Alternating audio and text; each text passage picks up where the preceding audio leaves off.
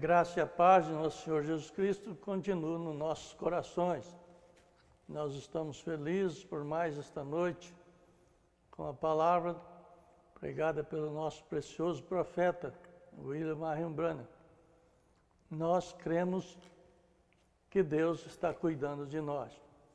Ele tem cuidado dos seus filhos, sempre cuidou e continua cuidando. Seja abençoado pela sua palavra, pela sua mensagem, em nome do Senhor Jesus Cristo, porque nós cremos nela. Nós vamos meditar na mensagem. A fé é a substância, pregada dia 8/5/1951, em Los Angeles, Califórnia, Estados Unidos, pelo nosso precioso profeta. Nós vamos ler o livro de Hebreus, capítulo 11, verso 1. Ora, a fé é a substância das coisas esperadas e a evidência das coisas não vistas. Amém? Vamos orar. Senhor Jesus, nós te pedimos nesta noite que o Senhor venha de encontro com cada necessidade, que cada um de nós possamos refletir esta mensagem na nossa alma, no nosso coração e sentir a força que ela tem através da fé, em nome do Senhor Jesus Cristo. Amém, Senhor. Amém. Muito bem. Nós vamos ler aqui, começando com o parágrafo 18, o profeta diz aqui: quero ler apenas um pouco das Escrituras antes de expressar este pensamento. Hebreus capítulo 11, 1, onde nós lemos, e ele começa a dizer: agora a fé é a substância, não é apenas uma maquiagem ou um pensamento, é uma substância real. Substância real. É algo tão real quanto qualquer sentido do corpo existe.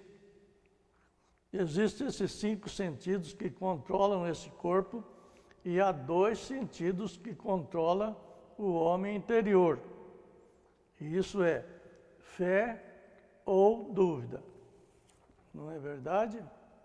Então, veja bem, para esse homem interior, veja, prove, sinta, ou melhor, para o homem exterior, prove, sinta, cheire, ouça, para o homem exterior. E para o homem interior, creia ou duvide. Eu acredito que a última vez que tive aqui numa denominação, fazendo uma demonstração, e mostrei como os diferentes sentidos funcionam. Por exemplo, como pela fé, você diria, agora, você não precisa ver pela fé. Você diz, aquela camisa é branca. Tudo vocês que têm a visão correta sabem que se o seu senso está correto, ele diz que a camisa é branca. Agora, eles dizem fé é ver. Ver é crer. Quantos ouviram essa expressão? Deixe-me ver e eu vou crer. Existem muitas pessoas que dizem assim,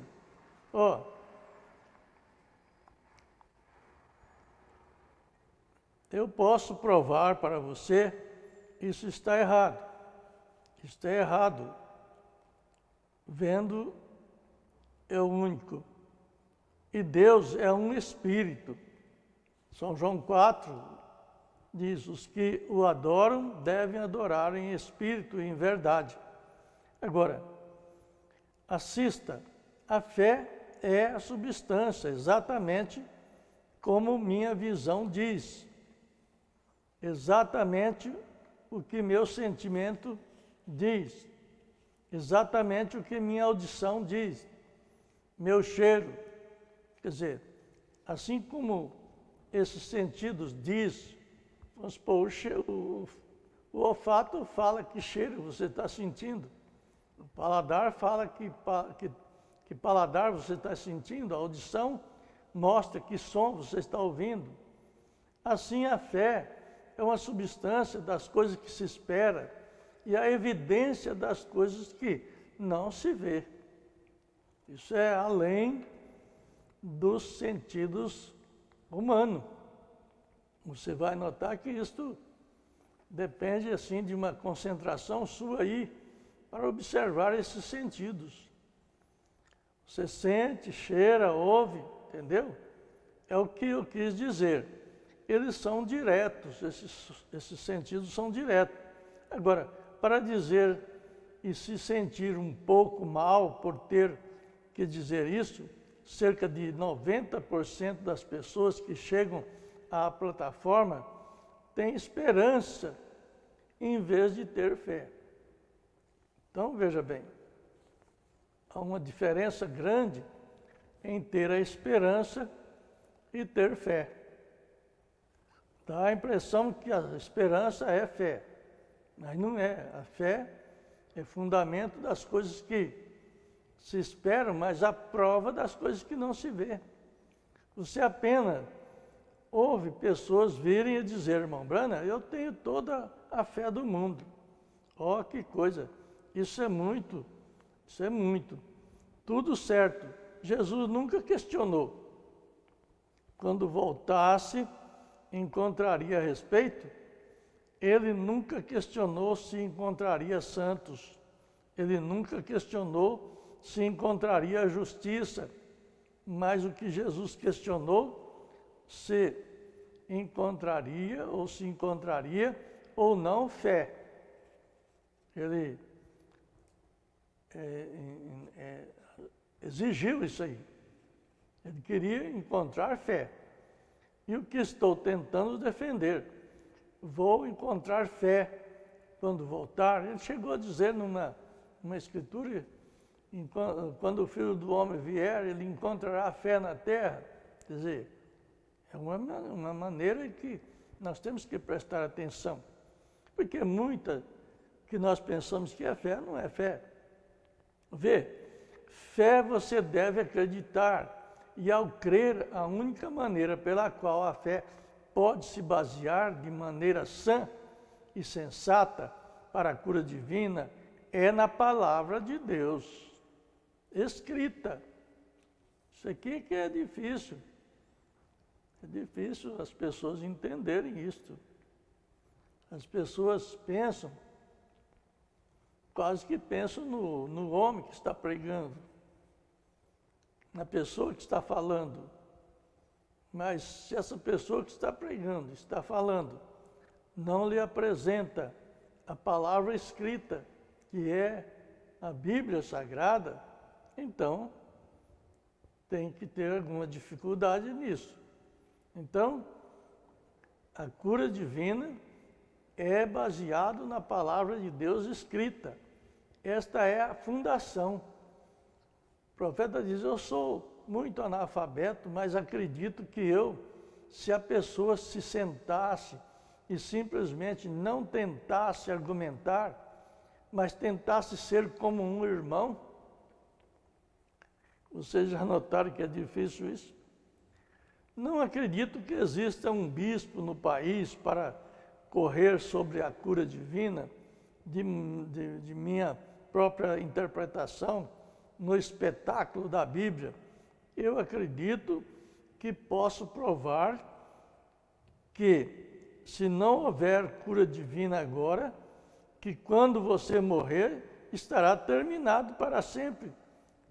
Não haverá mais para você a cura divina. Este é o penhor da nossa redenção, a cura divina. Veja, nós temos o penhor da nossa salvação. E a salvação era tanto física quanto espiritual. Ele disse a uma mulher, quando ela tocou nas bordas da sua vestimenta. Ele disse: tua fé te salvou. Fisicamente a salvou. Ela foi salva fisicamente. E ela tinha um problema de sangue. E ela acreditava que se pudesse tocá-la, ficaria boa. Agora, essa era a fé dela. E a única maneira pela qual Jesus interpretou isso foi dizer: o que eu posso, se você acredita que eu posso, está certo? Se você crê que eu sou capaz de fazer isto, é verdade? Ele disse ao cego quando eles entraram. E ele disse: você crê que sou capaz de fazer isso? Eles disseram: sim, Senhor. Então, ele tocou nos olhos dele, dizendo: de acordo com a tua fé, isso é correto, seja para você. Note bem, isso carece nós botar atenção para recebermos uma oração. Às vezes nós cremos, ficando crendo no personagem que está orando, somente. Mas você tem que ter aquela fé dentro do seu coração, dentro da sua alma. No parágrafo 30, o profeta diz: quando a serpente de bronze foi levantada no deserto, foi um estandarte que Deus disse que todo aquele que olhar para a serpente, crendo, seria curado da picada da cobra. E a picada da cobra foi causada porque eles murmuraram contra Moisés. E Deus, veja bem, eles murmuraram contra Moisés e Deus, e pecou. E Deus fez expiação pelo pecado. E ali, a doença deles era um atributo do pecado deles. Você vê, a picada da cobra, que estava matando o povo, era um atributo do pecado que eles haviam cometido. E quando Deus os fez expiação por seus pecados, isso trouxe atributo também, sua cura, entendeu? Um atributo, o pecado traz atributo, mas a expiação traz atributos também. Esse sentido de atributo, às vezes as pessoas não entendem. São coisas que uma encontra com a outra. O atributo do pecado traz a morte. O atributo da expiação, da fé, traz a vida. Então, veja bem. Ele foi ferido por nossas transgressões e com suas pisaduras fomos curados. O apóstolo disse, pelas quais fomos nós passado, curado. Veja, está feito, é no passado. Aquela ação do Calvário não é presente. Não é se você fazer isso eu te curarei. Se você crer, você já foi curado. É essa que é a expressão do profeta. É no passado. Pelas suas pisaduras, fomos sarados. Fomos sarados. Ué, se fomos sarados, por que nós estamos doentes? É porque você tem que aceitar o passado. Você tem que aceitar, somente aceita. Não precisa prometer nada, aceita o passado, aceita a cura divina. Veja bem, agora o povo veio e olhou para aquela expiação, para aquela serpente, e foi curado. Depois de um tempo, essa serpente, ela se tornou um ídolo para o povo. Você vê que o povo costuma fazer isso. Eles costumam depois formar um ídolo daquilo que que Deus levanta para aquele momento, porque Deus levanta as coisas para cada momento. Cada tempo, Deus tem uma maneira de tratar com o pecador. E o profeta entrou correndo, e pegou a serpente lá, tirou, quebrou, e a Bíblia diz que ele queimou e fez com que o povo tomasse aquilo ali, para que eles não fizessem mais adoração. Agora, ela representava Deus, ela não era Deus, ela representava Deus. Então Deus criou outro caminho para o povo, sempre foi assim. Ele colocou um anjo que desceu em um certo lugar, um certo tanque de água, e ele movia a água. Lembra daquilo? E quem entrava primeiro no tanque era curado de qualquer doença que tivesse, não tinha tipo de doença. Era curado de qualquer doença que tivesse. Veja, por quê? Eles não foram curados de outra maneira. Mas eles tinham que ter algo em que pudesse olhar. Sempre foi assim. E ainda tem muitas pessoas hoje assim, que não creem em Deus em espírito, né? Algo que pudesse acreditar, mas tinha que olhar. Os seus olhos pudessem ver, tudo certo. Agora, depois daqueles dias, veio Jesus. Ele era a bandeira de Deus. Ele foi levantado no Calvário. Ele subiu ao alto e enviou dons aos homens. E os homens receberam o batismo do Espírito Santo para serem feitos divinos. Agora, isso não foi muito bem, mas isso está de acordo com a palavra. Um homem ou uma mulher que nasceu do Espírito de Deus faz parte de Deus. Note bem isso. Amém? Vocês são filhos e filhas de Deus. Jesus não disse, não está escrito nas vossas escrituras, nas suas leis, que você é um Deus, se você crê na palavra. Veja, não para perdoar pecados. Agora, mas vocês são filhos e filhas de Deus limitados à sua fé. Veja bem, esse é o propósito de Deus lá atrás, no começo, que rolou o mundo, a lua e as estrelas, e o fez de coisas que são não aparentes, e fez coisas que se aparecem. Foram estas coisas, e onde ele conseguiu o material para isso? Vocês devem pensar isso. Onde é que Deus conseguiu material para a terra, para construir a terra, para construir os céus, para construir a água? Onde é que ele arrumou esse material? É isso aí que é um mistério, que você precisa crer na Bíblia e no profeta para entender, porque essa criação foi criado pela palavra do Criador. Haja luz, haja isso, haja aquilo. E foi havendo. Veja, ele então disse através da palavra que haja, e foi assim. Essa expressão trouxe a deidade. Trouxe a deidade, o profeta diz aqui. E isso é uma porção dessa divindade que reside, isto é, que mora no coração de todo cristão nascido de novo. Às vezes vocês pensam assim, mas o pastor Euclides só fica falando em novo nascimento. Irmão, eu digo para vocês, o profeta pregou muitas vezes lá sobre Jó, e aquela irmã, ela quis falar para o Von Branham quando é que ele ia tirar o Jó da cinza.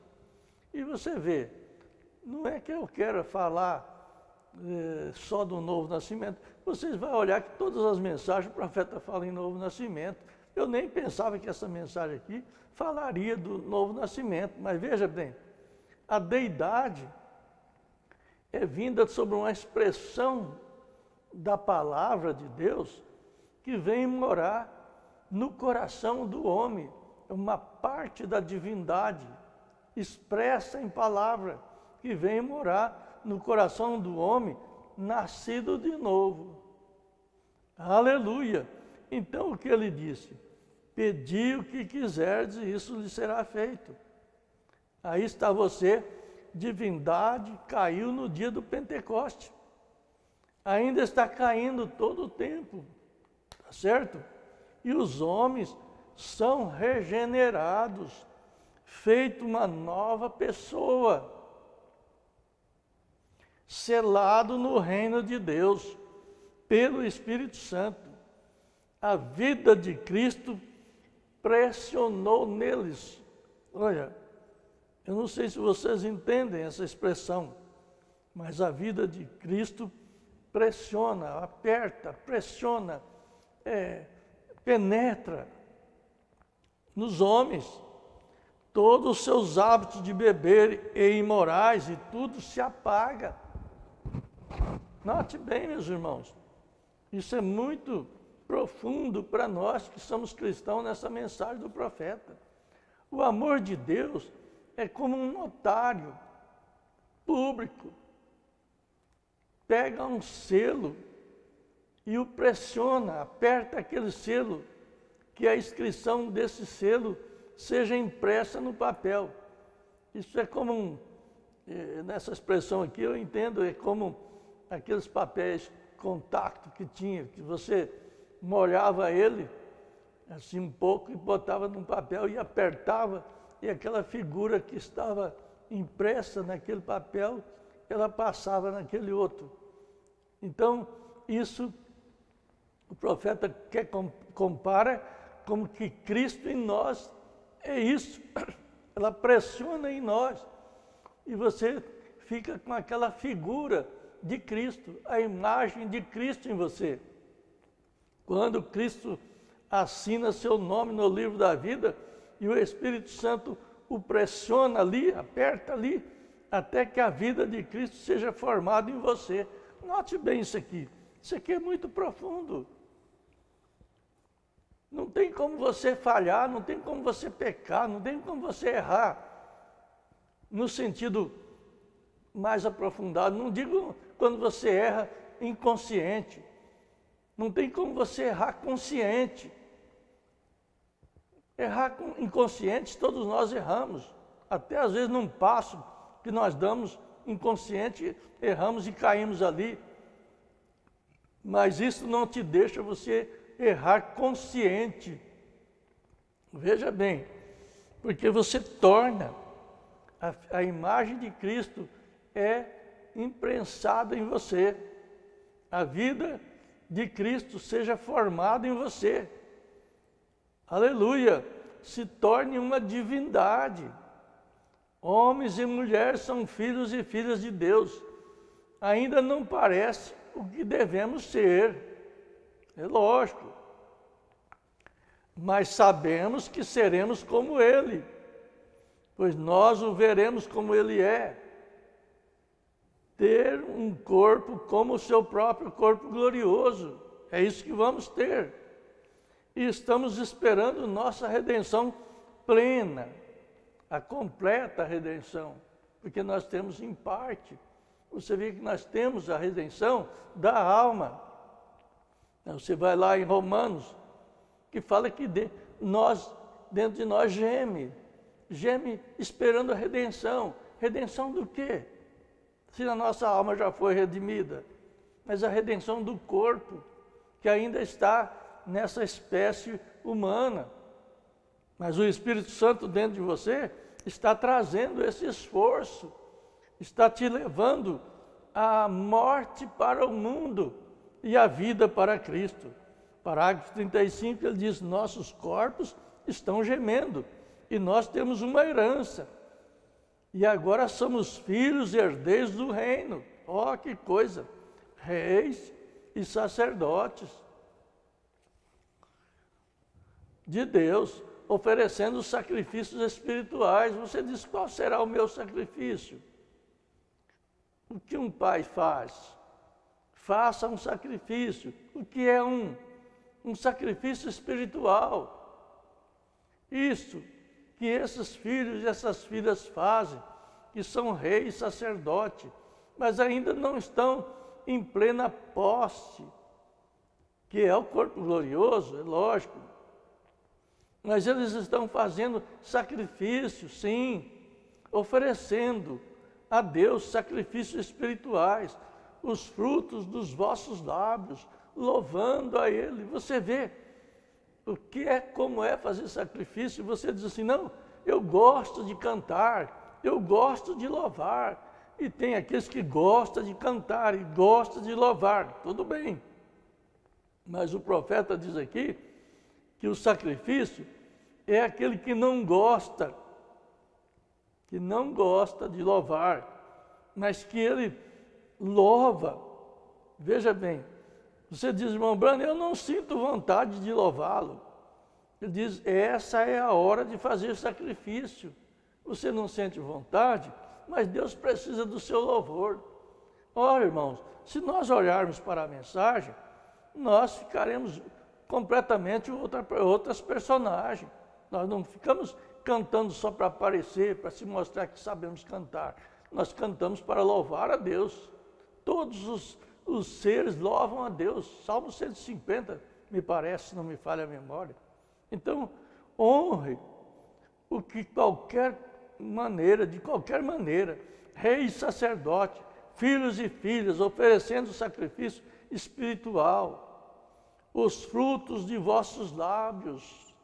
Você pensa que Deus não gosta disso, do seu cantar, do seu louvor? Sim, Ele pôs nós para louvar. Nós gostamos tanto de chegar num mato e ouvir os pássaros cantando e ficamos todos satisfeitos. Olha, se nós satisfazemos com os pássaros, por que Deus não satisfazer com o nosso cantar? Olha, irmão, o sacrifício é forçado. Na realidade, o sacrifício é forçado. Enquanto estamos gemendo, velados nesse tabernáculo de humilhação, isto é, preso nesse corpo, teremos a perfeita e completa redenção completa, como estávamos no começo, quando nós éramos lá, antes de Adão pecar. Temos uma antecipação da glória divina pelo batismo do Espírito Santo, o refrescor vindo da presença de Deus para regar a igreja e fazê-la crescer em graça. E quando estamos doentes, temos redenção, bênção, atributos da morte de Cristo. O atributo da morte de Cristo é que traz a nossa cura. Veja bem, não é isso? A cura divina é um sinal preliminar de que um dia esse mortal assumirá a imortalidade. Sim, sim, Senhor, amém? Oh, que coisa maravilhosa! Ele está aqui para fazer isto em nós.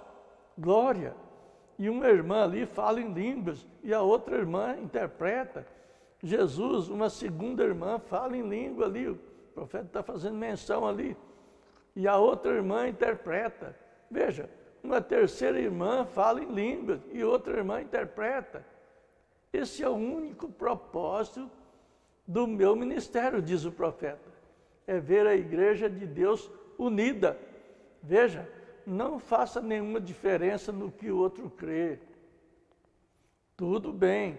Se você nasceu de novo do Espírito de Deus, você é um cristão. Veja, pois você nasceu de novo, vê? Mas você deve nascer de novo. Ou melhor, pois se você nasceu de novo, você deve nascer de novo, deve ser nascido do Espírito Santo, deve entrar em sua vida o Espírito Santo, e isso faz você um cristão. Isso te sela até o dia da sua redenção, a redenção do corpo. Veja bem, enquanto você viver bem e mantê-lo com você, você o fará. Aí está Efésios 4:30. Não entristeçais o Espírito Santo de Deus, pelo qual você está selado até o próximo avivamento? Não, até o dia da redenção. Qual o dia da redenção? O dia que você sairá desse corpo para o corpo glorioso. Agora, eu tentei ser honesto, diz o profeta aqui no parágrafo 59. Ser honesto e ser verdadeiro, quanto sei. Agora, por favor, meus amigos cristãos, aceitem minha palavra agora. Eu falo agora sobre a autoridade do anjo de Deus, diz o profeta, que está se aproximando cada vez mais de mim aqui na plataforma. E na palavra de Deus que Jesus Cristo inspirou a escrever, homens a escrever, se alguém de vocês que passar por esta fila, esses homens, eu de pé aqui, colocando as mãos em vocês, acreditando que você será curado, você será uma pessoa boa. Agora, se você pode crer, e se você não consegue obter fé suficiente, venha experimentá-lo. O profeta dá essa oportunidade, venha experimentá-lo. Mas ele disse, confesse-o de qualquer maneira e segure-o até que isso aconteça. Agora, você acredita que eu lhe disse a verdade? Todo o crédito dado ao Deus Todo-Poderoso, o Evangelho que estou pregando está firmado e centrado na palavra de Deus. E esses sinais que ele deu agora estão se cumprindo do que prometeu. Essas coisas eu faço e vocês também as farão. Ele disse isso. Agora, isso não tem nada a ver com a cura. Não torna ninguém mais justo do que o resto. É apenas algo que eu quero ser verdadeiro e honesto com você. Quando eu estiver de pé pelo julgamento, terei que enfrentar o que estou falando, diz o profeta.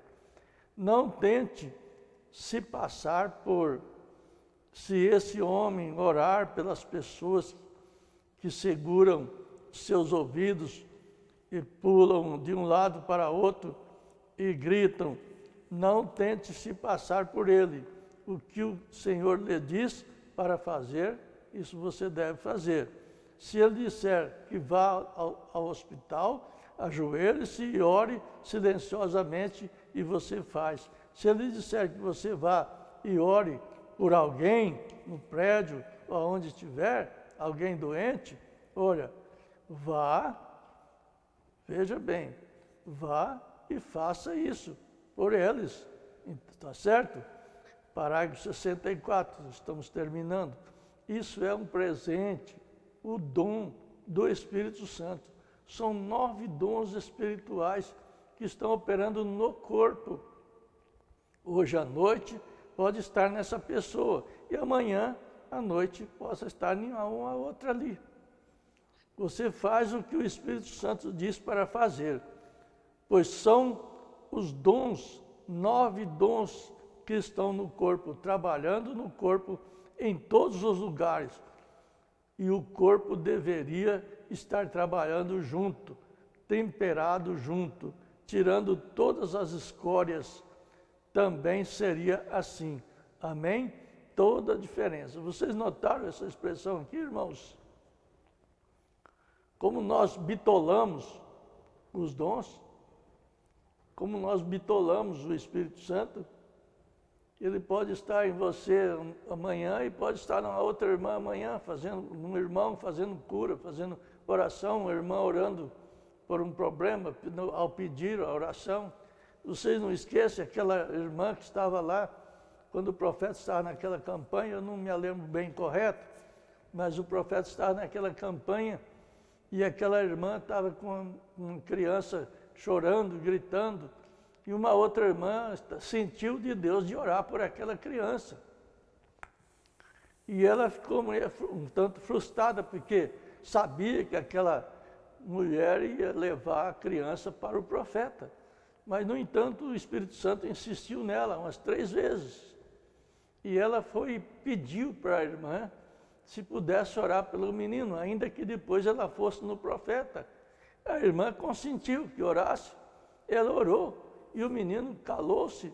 E quando ela chegou no profeta com a criança, o profeta diz, o Espírito Santo já o curou naquela irmã que estava ali. Vocês lembram-se disso? Nós estamos bitolando o Espírito Santo. Nós estamos temperando o Espírito Santo. Isto é formalidade. O Espírito Santo está na igreja, no corpo da igreja. Em todas as pessoas que tiverem em espírito, que forem novos nascidos, Deus opera. Vamos crer que Deus muda o nosso ser, o nosso sentido, a nossa vida de ser. Em nome do Senhor Jesus Cristo. Amém, Senhor. Amém. Deus abençoe a todos.